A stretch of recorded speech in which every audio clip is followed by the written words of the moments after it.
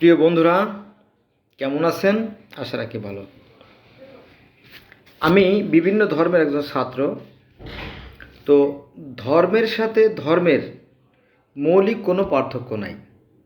আজকে এই বিষয় নিয়ে আলোচনা করব। সেটা আপনাদেরকে আমি প্রমাণসহ দেখিয়ে দেব যে আসলে মৌলিক কোনো পার্থক্য নাই। পার্থক্যগুলো সৃষ্টি করে শুধুমাত্র এই পুরোহিত, যাজক, ধর্মগুরুরা। হ্যাঁ, এটাই সত্যি। চলেন শুরু করি। আমি যেহেতু মুসলমানের সন্তান, আমি আমার কোরআন হাদিস দিয়ে শুরু করি। আমরা কলেমা বলি, কলেমা। আমাদের ইসলাম ধর্মে যে 5টা ভিত্তির উপর প্রতিষ্ঠিত, কটা ভিত্তি? 5টা। আমাদের ইসলাম ধর্ম 5টা ভিত্তির উপর প্রতিষ্ঠিত। এই 5টা ভিত্তি সনাতন ধর্মে আছে, কিন্তু আমাদের আলেমোলামারা এটা আমাদেরকে জানতে দেয় না, আর আমাদেরটা সনাতন ধর্মকে জানতে দেয় না। ফলে আমাদের মধ্যে বিভেদ সৃষ্টি হয়, আমরা অশান্তি সৃষ্টি করি। বোঝা গেছে? আমি আপনাদেরকে কম্পেয়ার করে তুলে করে বুঝাই দেবো সেই বিষয়গুলো। কলেমা, কলেমা বলা হয় লা ইলাহা ইল্লাল্লাহ। লা মানে নাই, ইলাহা মানে সৃষ্টিকর্তা বা মাবুদ, ইল্লাল্লাহ আল্লাহ ছাড়া, তাই না? তো এই একই কথা আছে আপনার ব্রহ্মসূত্রে। ব্রহ্মসূত্রে সেখানে বলা হয়েছে ব্রহ্মা একং দ্বিতীয় নাস্তি। তার মানে ব্রহ্মা মানে সৃষ্টিকর্তা, একং মানে একজনই, দ্বিতীয় নাস্তি, দ্বিতীয় কেউ নাই, দ্বিতীয় কেউ নাই, দ্বিতীয় কেউ নেই। তার মানে আমাদের কলেমায় যা বলতেছে সনাতন ধর্মের ব্রহ্মসূত্রে সেই কথাই বলতেছে। তাহলে সমস্যা কোথায়?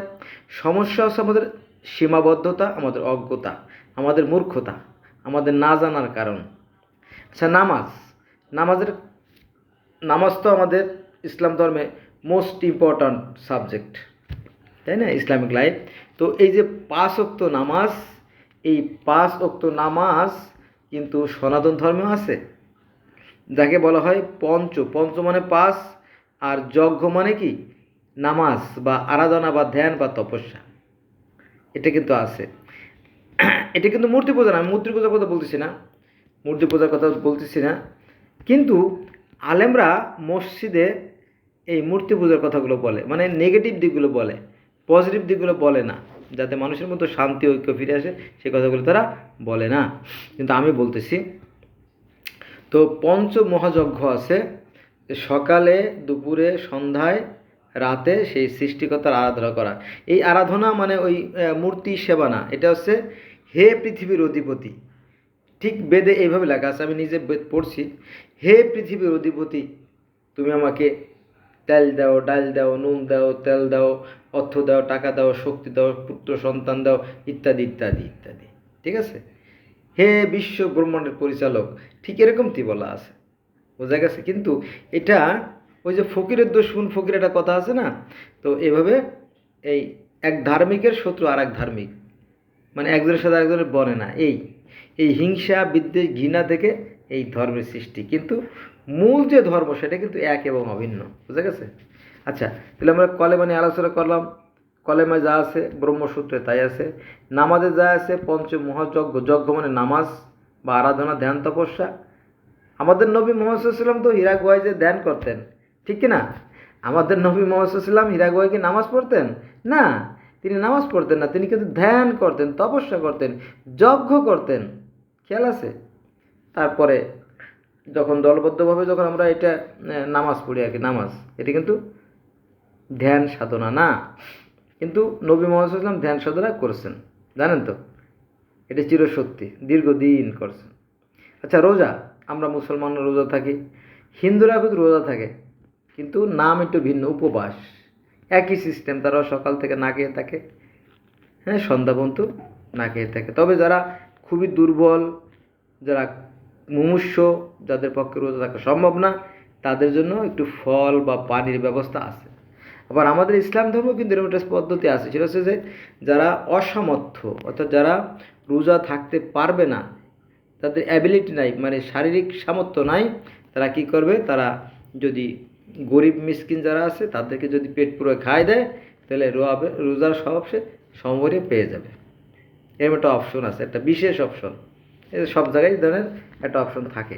তার মানে কি, রোজা, আমরা বলি রোজা মুসলমানরা, আর হিন্দুরা বলে উপবাস।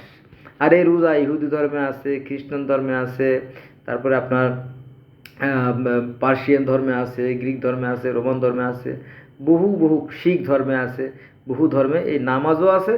আবার কি ইহুদিরা নামাজ পড়ে, খ্রিস্টান নামাজ পড়ে, মুসলমান নামাজ পড়ে, শিখরা নামাজ পড়ে, জানেন?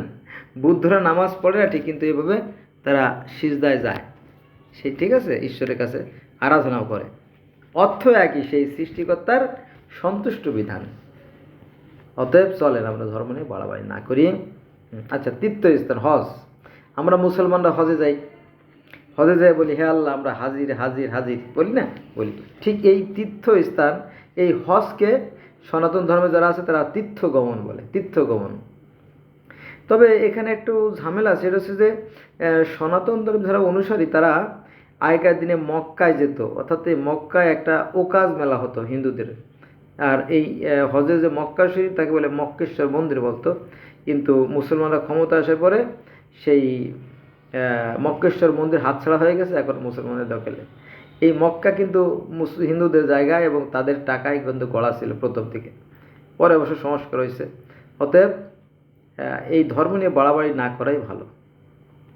আমি অন্যখানে যাচ্ছি রে, তাহলে সবাই বেড়ে যাবে। তারপরে জাকাত, জাকাত আছে না? জাকাত, জাকাত মানে কি? চ্যারিটি, স্যাক্রিফাইস, উৎসর্গ করা, দান করা। হ্যাঁ, এই দানগুলোও কিন্তু যেমন আমাদের ইসলাম ধর্মে আছে যে 52.5 তোলা রূপ বা 7.5 তোলা স্বর্ণ থাকলে তাকে বছর শেষে 2.5 টাকা হারে কি এই জাকাত মিসকিনকে দিতে হবে, এরকম একটা সিস্টেম আছে। তো ঠিক এরকমই যারা ইহুদি, খ্রিস্টান, সনাতন ধর্ম কিন্তু এই ধরনের এই চ্যারিটি বা দান, খয়রাত, জাকাতের পদ্ধতিগুলো আছে, কিন্তু এগুলো আর আমরা বলে না। তার মানে কি, আমাদের যে 5টা স্তম্ভ কলেমা, নামাজ, রোজা, হজ, জাকাত যেমন আছে, কলেমা সমান সমান ব্রহ্মসূত্র, নামাজ সমান সমান যজ্ঞ, রোজা সমান সমান উপবাস, হজ সমান সমান তীর্থগমন, জাকাত সমান সমান দান। 5টা হলো, বুঝছে? 5টা হয়েছে। আরও কিছু ইম্পর্ট্যান্ট বিষয় আছে, চলেন সেটা নিয়ে আলোচনা করি। যেমন ইমান, আমাদের ইসলামের ইমান আছে না? ইমান মানে জান্নাতে বা বেহেশতে যাওয়ার জন্য কন্ডিশন হচ্ছে দুটো, একটা হচ্ছে সৃষ্টিকর্তা বিশ্বাস মানে ইমান আনা, আর হচ্ছে কি সৎ কাজ করা। এই দুটো কন্ডিশনে আপনি জান্নাতে যেতে পারবেন। হ্যাঁ, তাহলে আল্লাহতে বিশ্বাস করি আমরা, আল্লাহ নিরাকার আল্লাহ বিশ্বাস করি। আর এই যে ব্রহ্মা, ব্রহ্মা একং দ্বিতীয় নাস্তি, সৃষ্টিকর্তা মাত্র একজন, দ্বিতীয় কেউ নাই। তাহলে অর্থ কি? একই দাঁড়াচ্ছে, আল্লাহ এক, ব্রহ্মা এক। তাহলে সমস্যা কথা, কিন্তু এই কথা কিন্তু বলে না, তারা কিন্তু জানে না। তারা ওই কোরআনটুকু পড়ে বা বাইবেলটুকু পড়ে বা ওই পার্সিয়ান জেন্দাবেস্তা আবেস্তা পড়ে, তারা ওইটাই জানে। কিন্তু আমি পৃথিবীর বিভিন্ন ধর্মের ছাত্র, আমি অসংখ্য ধর্মগুলোকে কম্পেয়ার করে মিলিয়ে আপনাদেরকে বোঝানোর চেষ্টা করি। তো একসাথে তো অনেকগুলো বোঝানো সম্ভব না, তাই ধাপে ধাপে আমার সাথে থাকবেন এবং জানবেন। তাহলে এই যে আল্লাহতে বিশ্বাস বা ঈমান আনা, এটা যেমন আমাদের ইসলাম ধর্মে আছে, সনাতন ধর্মেও একই বিষয়গুলো আছে। আল্লাহর ফেরেশতা আছে না? ফেরেশতা আজরাইল, দেখেন আজরাইল, জিব্রাইল, ইসরাফিল, মিকাইল, 4 জন ফেরেশতা। এটা হচ্ছে কি আমাদের ইসলাম ধর্মে। ঠিক সেম টু সেম এই 4 জন ফেরেশতা সনাতন ধর্মে আছে। ব্রহ্মা, বিষ্ণু, শিব, মহেশ্বর, 4 জন, ঠিক না? আবার কোরআন শরীফে যদি আমরা দেখি তাহলে দেখবো সর্বপ্রাচীন যে ধর্মগুলো ছিল সেখানে ওই 4 জন দেবতা ছিল। লাত, আল্লাত বা আল্লাহ বা লাত, লাত, মান্না, উজ্জা, হাবল, কটা? 4টে। আবার যদি আমরা আজ থেকে 10-12 হাজার বছর পূর্বে, 10,000 বছর পূর্বে যে ধর্মগুলো আছে, যেমন মিশরীয় যে ধর্ম, সেখানে যদি আমরা যাই, সেখানেও কিন্তু এই 4 জন ফেরেশতার কথা বলা আছে। বলবো? বলি। সেটা হচ্ছে যে হু, শেহা, শেহেম, হেহ, 4 জন ফেরেশতার কথা বলা আছে। এবং সেখানেও ঈশ্বর নিরাকার, যাকে বলে রা, অর্থাৎ অদৃশ্যের যিনি সৃষ্টিকর্তা তিনি হচ্ছেন রা। বোঝা গেছে? এই কথাগুলো আমাদের আলেমরা বলে না, ফলে মানুষের সাথে মানুষের বিভেদ সৃষ্টি করে। কিন্তু আমি চাই সাম্য, ঐক্য, ভ্রাতৃত্ব, বন্ধুত্ব। পৃথিবীতে শান্তি বিরাজ করুক, পৃথিবীর মানুষ সুখী হোক।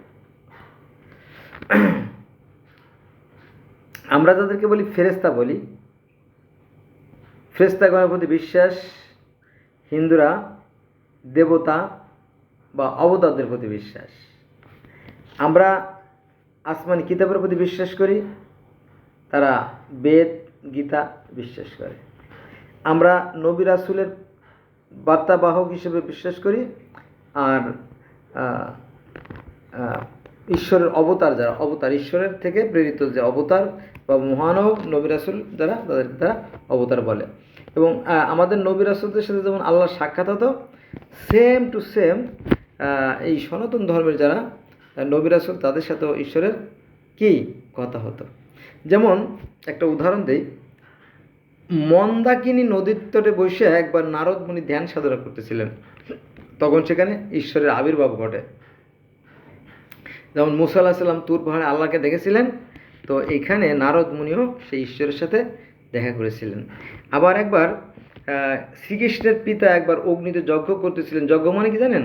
প্রার্থনা করতেছিলেন, তখন ঈশ্বরের আবির্ভাব ঘটে এবং বলে যে, হেই দশরথ, মানে রামের পিতার নাম ছিল দশরথ, তো বলো তোমার কি সমস্যা? তো বলো যে, হে ভগবান, তুমি তো আমাকে সবই দিলে, সন্তান দিলে, রাজ্য দিলে, ক্ষমতা দিলে, সুনাম দিলে, আমার 3টে স্ত্রী, সবই দিলে, কিন্তু আমার তো সন্তান নাই। আমার মনের ভিতরে বড় ব্যথা। তখন বলো, ঠিক আছে, তোমাকে আমি পায়েস দিচ্ছি, এটা তোমার স্ত্রী খাওয়াই দিলে সন্তান হবে। আগুনের মধ্য থেকে আর এক আগুন, তো জ্যোতির মধ্য থেকে আর এক জ্যোতি এসে কি করলো, তাকে সেই পায়েস দিল, খাওয়ানোর পরে তার স্ত্রীদের সন্তান হলো। রামের জন্ম হলো, লক্ষ্মণের জন্ম হলো, শত্রুঘ্নের জন্ম হলো, এরকম পুত্রদের জন্ম হলো। বুঝা গেছে বিষয়টা? এখন আপনি যদি বলেন যে তোমার ছেলেটা সরাও, আমার মেয়েটা শোয়াই, তাহলে তো এই সমস্যা বেঁধে গেল, এই সমস্যা যাবে না।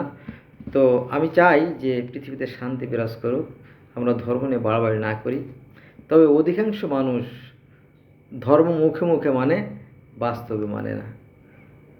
প্রকৃত সত্য মানুষ, সঠিক মানুষ পাওয়াটা বড় দুষ্কর। আপনি আপনার নিয়মের প্রোগ্রেস করে থাকেন, আপনি দেখেন আপনার চারপাশে মানুষগুলো, মানুষ নামের নকল মানুষ, আসল মানুষ পাওয়াটা বেশ কঠিন। যাক, এবার আমরা তো কিয়ামত দিবস, আমরা মুসলমানরা কিয়ামত দিবসে পালন করি। ঠিক এরকমটি কিয়ামত মানে কি? শেষ দিন, মহাপ্রলয়। হিন্দু ধর্ম সেই মহাপ্রলয় বা শেষ দিন, কিয়ামতের দিন বা বিচারের দিন বা ফয়সালার দিন, সেই মিজানের দিন, সে কথাও কিন্তু আছে। অন্য মিশরীয় ধর্মে আছে সেই, তারপরে আরও বহু ধর্মে আছে। যেমন আমাদের ইসলাম ধর্মে আছে পুলসিরতের পাত, আর সনাতন ধর্মে আছে বৈতরণী, আর পারস্য ধর্ম বা যে জরস্ট্রানের ধর্ম, সেখানে আছে সিম্বত সাঁকো। মানে একটা পথ যে পার হয়ে জান্নাতে যেতে হবে, সেই বিষয়গুলো বহু ধর্মে আছে। বহু ধর্মের কথা আমি বলবো না এখন, কারণ বললে জিনিসটা গুলিয়ে পাকিয়ে যাবে, আপনারা বুঝবেন না, আর আমার মাথা গরম হয়ে যাবে। মৃত্যু সম্পর্কে কোরআনে আছে, একথা বেদেও আছে। পরকাল, যেমন আমাদের আছে পরকালে স্বর্গ নরক, ঠিক সনাতন ধর্ম স্বর্গ নরক আছে। অর্থাৎ সেই অধ মানে কি? নরক আর ঊর্ধ্বলোক বা সত্যলোক আর অধলোক, স্বর্গ আর নরক সেখানেও আছে। তারপরে জান্নাত জাহান্নাম, পরকাল আর পুনর্জন্ম একই অর্থ প্রকাশ করে, তা আছে। জান্নাত জাহান্নাম এবং স্বর্গ নরক তো বললামই। আমরা মুসলমানরা বলি জান্নাত জাহান্নাম, হিন্দুরা বলে স্বর্গ নরক। বুঝা গেছে? আর অন্য ধর্মে যাচ্ছি না, কারণ ভিডিওটা বড় হয়ে যাবে। আচ্ছা, পুলসিরাত, আমরা মুসলমানরা পুলসিরাত পার হয়ে জান্নাতে যাব, আর হিন্দুরা বৈতরণী নদী অর্থাৎ আগুনের নদী বা তপ্ত নদী পার হয়ে স্বর্গে যাবে। একই অর্থ, একটু কথার পার্থক্য। আর ওই যে বললাম যে পার্সিয়ান ধর্মে সেখানে আছে সিম্বত সাঁকো, মানে ওই পুলসিরাতি, এটা পার হয়ে তারা জান্নাতে যাবে। এবার আমরা চলে আসি 10 নম্বরে, অজু। আমরা যেমন অজু করি, হিন্দুরা দেখবেন যে স্নান করে সকালবেলা ঘুম থেকে উঠে, হাতে একটা আম, ঘটি নেয়, ঘটি, বিশেষ করে আপনার ওই পিতল, কাঁসা, তামার যে ঘটিগুলো আছে ওইগুলো নেয়। এটা নিয়ে তারা স্নান করে, একদম গোটা শরীর পরিষ্কার পাক পবিত্র করে এক ঘটি জলও নিয়ে আসে দেবতার উদ্দেশ্যে, তাই না? তো আমরা উজু করি আর তারা কি স্নান করে। আর পার্সিয়ান ধর্মের কথা প্রক্ষালন করে, প্রক্ষালন।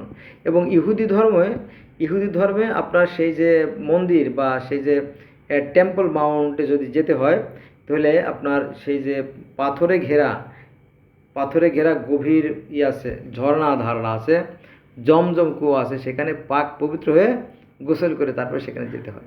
এই একই পদ্ধতি আপনি পৃথিবীর বিভিন্ন বিভিন্ন ধর্মে দেখতে পাবেন। তাহলে আমরা অজু করি না মুসলমানরা? আমরা অজু করি। তা এই অজুকে পার্সিয়ান ধর্মের মানুষের বলে কি প্রক্ষালন। প্রক্ষালন শব্দ অর্থ অজু, আর হিন্দুরাও পাক পবিত্র হয় বা স্নান করে। এটা অজুর চাইতে আর একটু মজবুত আমার মনে হয়, কারণ অজুর চাইতে গোসল করা আরও পরিচ্ছন্নতা বাড়ে। এবার আসেন Miraj, most important subject in our Islamic life. যেমন মিরাজের কাহিনী যেমন বিশাল, তো সনাতন ধর্ম সেই মিরাজের কাহিনীগুলো আছে। বোঝা গেছে বিষয়টা? আমাদের নবী মুহাম্মদ সাল্লাল্লাহু আলাইহি ওয়াসাল্লাম সেই সপ্তম আকাশের উপরে যে আল্লাহর সাথে দেখা করেছিলেন, যেমন কথাগুলো আছে, ঠিক ব্রহ্মচারী যারা তারাও প্রায় স্বর্গে যেতেন সেই ঈশ্বর সৃষ্টিকর্তা আল্লাহ ভগবান নারায়ণ হরি গোবিন্দ, হ্যাঁ, তার সাথে দেখা করার জন্য। বুঝা গেছে? আবার পার্সিয়ান ধর্ম বা জরস্ট্রান ধর্ম যেটা আছে, এই পার্সিয়ান ধর্মের যিনি প্রবর্তক জরস্ট্রান, তিনিও কিন্তু স্বর্গে গিয়েছিলেন সেই আহুরা মাজদা অর্থাৎ আল্লাহর সাথে দেখা করার জন্য। এবং আল্লাহর সাথে দেখা করলেন, কথাবার্তা বললেন, এবং তিনি সেই যে স্বর্গ যেখানে পাপীদের শাস্তি দেওয়া হয়, নরক, সেই সমস্ত জায়গায় ঘুরে ঘুরে দেখাইছে। কে দেখাইছে? সেই আহুরা মাজদা অর্থাৎ আল্লাহর যারা ফেরেশতা ছিল, দেবদূত ছিল, তারা। বোঝা গেছে বিষয়টা? কিন্তু এই বিষয়গুলো আমাদের আলেমরা আলোচনা করে না বা হিন্দুরাও আলোচনা করে না। আমি দুইটা ধর্ম কম্পেয়ার করতেছি, মানে তুলনা করছি, যাতে আপনারা বুঝতে পারেন। আরও বহু ধর্মের কথা বলা যায়, বলতে গেলে আপনারা হয়তো বুঝতে সমস্যা হবে, আমারও সমস্যা হবে। তারপরে মেরাজ তো যেহেতু গুরুত্বপূর্ণ বিষয়, তো এই মেরাজে যেমন আমাদের নবী গেছেন, হিন্দুদের মধ্যেও ব্রাহ্মণরা স্বর্গে যেতেন মেরাজে। এবং সেই স্বর্গের দুজন দ্বার রক্ষক ছিল, তাদের নাম আছে জয় এবং বিজয়। আর স্বর্গের যিনি রাজা তিনি আছে কি ইন্দ্র, আর আমাদের ইসলাম ধর্মে যিনি স্বর্গের তিনি আছে কি রেদওয়ান। আবার নরকের রাজা আছে মালেক আমাদের ইসলাম ধর্মে, আর হিন্দু ধর্মের রজকের রাজা, নরকের যে রাজা তিনি হচ্ছেন কে? তিনি হচ্ছেন যম। সব এক। তারপরে আমরা কুরবানি দিই না? আল্লাহু আকবার, কুরবানি দিই, তাই না? তো সেম এই কুরবানিটা সনাতন ধর্মে আছে। তারা কি বলে জানেন? সেটাকে বলে বলি। বলি বলি বলে, বলি আমরা বলি কুরবানি, তারা বলে বলি। তারা কিন্তু কালী পূজায় পাঠা বলি দেয়, জানেন তো নাকি জানেন না?